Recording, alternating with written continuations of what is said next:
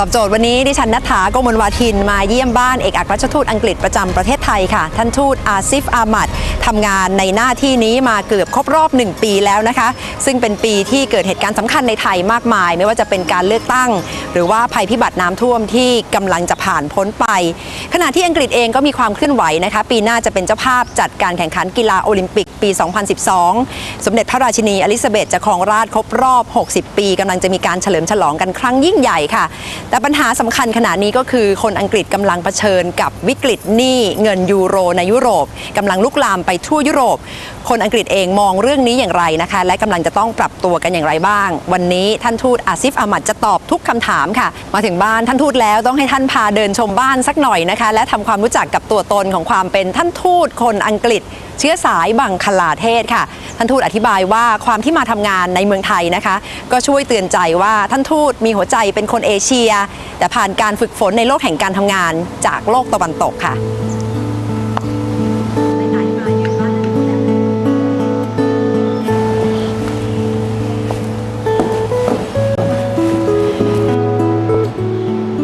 Your residence is very relaxing atmosphere and very elegant. Can you just show us around? Yes, of course. This place was built in 1926. Previously, our embassy was on the Chao River, what is now the headquarters of the post office. People got a little bit fed up of being flooded at that time, so they came over here. At that time, there was nothing here, just swamps. And an architect from British colonial India came here, so it has a slightly colonial feel to it. But we use this really for big events, for commercial events, and I have a small apartment upstairs. I can't live in all the rooms here. Now we see King and Queen of Thailand, and the opposite is Queen of England. Yes, our royal connections here go back many, many years. And if you look at His Majesty the King here and Queen Elizabeth, they're the two longest reigning monarchs. And they visited Thailand on many occasions. When I last checked, I think the Queen has been here at least 4 times, which is incredible when you think about other places that she has had commitments to visit. Yes. And there are photographs here of the whole of the royal family in Thailand meeting the Queen. Yes, you can if show you us look closer. at this one. I love this photograph. If you look at that, it shows that in 1996, everybody turned up. Mostly, how do you spend your time in your residence? Mostly doing 2 things. One is actually working because we have many functions here. Yes, it's your office too. It's my office too. But it's also a place for family life as well. And my new grandson, who's only 1 year old, he's been in. You're now a granddad. I'm a granddad. Oh, and he's been here 3 times already. And even now, although he's back in the UK and he's only 1 year old, whenever he sees me, he says Sawadee Khao. Oh, it's really he cute. says hi. Yeah, Did you teach him? Yes, my staff here. Whenever they gave him ice cream or something, they'd say Sawadee Khao. I see. What is the Thai phrase that you find the most useful for you? Ma pen rai.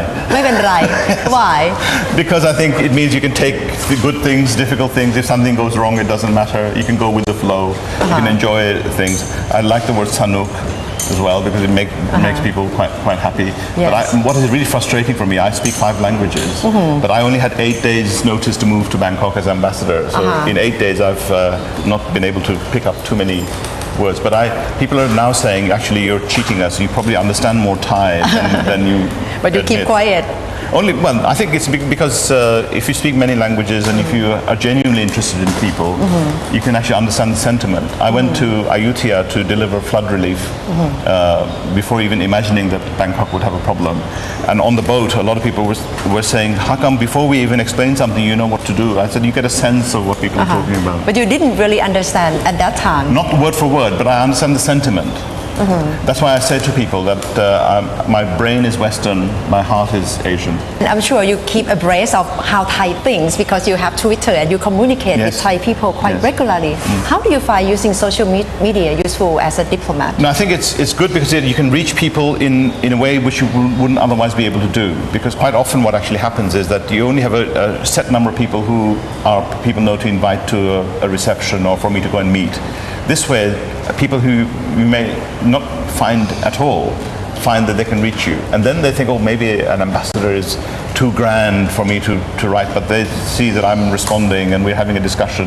Sometimes it's about important things like football, and sometimes it's about less important things like politics. And do you have friends, more friends or more foes, as you reveal that you are Liverpool fan? Well, in Thailand? I'm very, very lucky because I have 5 million Liverpool fans here. 5 million, rivaled only by Manchester United. So I'm in good company. So more friends than foes? I think more friends, and increasingly more as we succeed as a club. So Thailand is quite a familiar place for you because Thai people love football too. It's one of our best exports. The English Premier League as a whole is very popular here. You see football clubs that came. Chelsea came last year. Liverpool came 2 years before. Next year we might see Everton here. There's big interest here in this game, and it's exciting, and I'm glad because it means that I can watch live football matches here, sometimes at very early in the morning.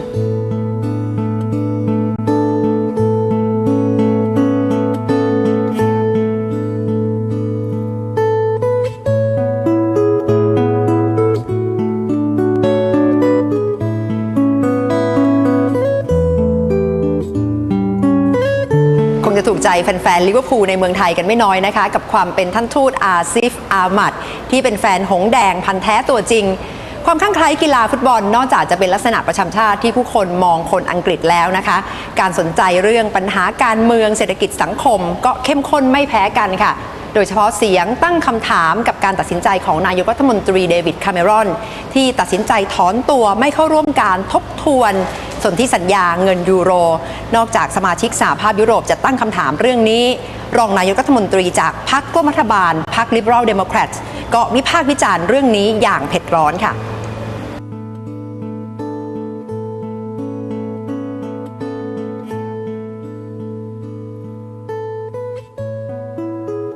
Yes, I see it must be a very tough decision, but people are assuming that Britain is isolating itself from the rest of Europe. Far from it. Europe is our most significant trading partner. What happens in the Eurozone matters to us. What we are saying is that we will support even now, and we will continue to, as each member state or the rest of the Eurozone adopt policies that lead to budgetary control and economic growth. We will be partners. We will support this. We will work with them on foreign policy agenda. And don't forget, our alliances go beyond even the EU. We are an active member of NATO. All of these things are still on the table. The only thing we have disagreed on is one treaty amendment. Nothing else. The rest remains. And the substance of what countries need to do, we're fully behind them. For you, Britain is still fully support for EU integration. We want economic integration, we want coordination, but we don't want our sovereignty to be encroached any further. The people of Britain have made that very, very clear. Looking at Britain politics, I can see how coalition government is shaken because Deputy Prime Minister Nick Clegg doesn't agree with what the Prime Minister have done. So what do you think will be the outcome, the aftermath after this of coalition government? The great benefit of the UK's parliamentary system is that there's vigorous debate, and the opposition was very, very fierce in challenging the government.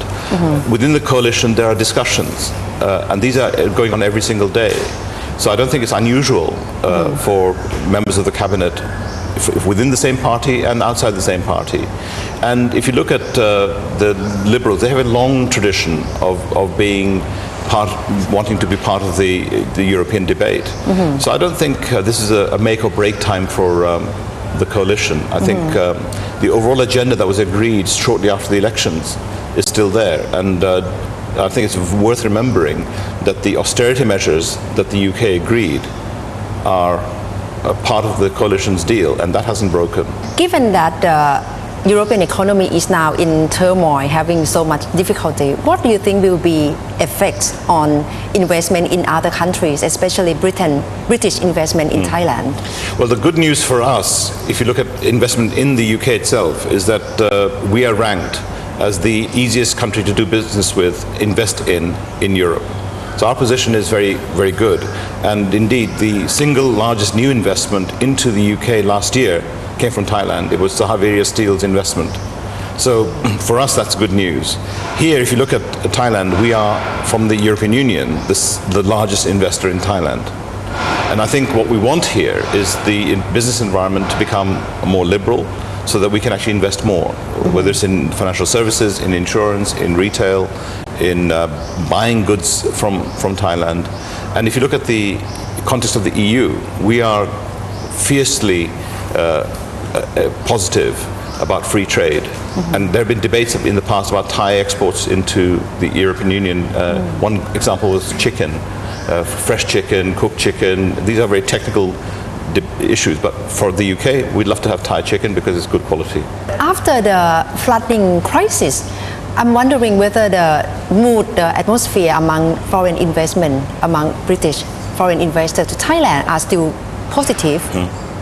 Just last week, we had a gathering here of British business people and senior Thai politicians as well as administrators who are addressing the recovery from the flood. Not a single British businessman said that they were looking to walk away from Thailand. On the contrary, they want to be part of the rebuilding, part of the restructuring, but they have some things they would like to improve. And one of them is their ability to have certainty about land ownership and use. Because, you know, over here, it's a very sensitive issue, but it's an issue worth talking about, which is that a foreign investor needs more than 30 years if they're going to build flood defenses, if they're going to bring expensive equipment here, if they're going to build high-tech buildings. Yes. And over here, people say, oh, no, it's okay. You know, after 30 years, you can get another 30 years. Well, people would like that assurance and that certainty. I think what we also want to make sure that if the Foreign Business Act is changed in any way, that it doesn't discriminate against foreigners, it makes them equal partners. But no, here I think, provided that the labor force becomes as available, they're well trained, English language is freely promoted as a national asset. Provision is made for housing and for education, hospital for the workers who work in the big industrial estates. I think all of these things will be positive, not just for British business here, but for Thai business too. Yes. When British investors look at Thailand, what is the strength of our country? The diversity of the economy. You know, here you can go from one end to the other. You can take primary products like rubber right through to very high-tech ingredients. It was very interesting that when the Ayutthaya Honda factory was having difficulty under the flood, the impact was felt in Swindon. The components were missing. These are sophisticated inputs, and Thailand has a good reputation there. So that's number one, very, very good. The second thing I think is that the wider service industry here is available. Transportation, although it can be improved going beyond Bangkok, but you know it works well. I think. If you take that and the fact that there's also a good domestic market, it's not just about coming here with a factory that makes things that are not even bought in Thailand. If you look at some of the successes here in British retail, cosmetics, if you look at many of these things, there's a market in Thailand too. Overall, the situation of Thailand in ASEAN countries, how do you see, are we stepping back in your eyes after the flooding crisis?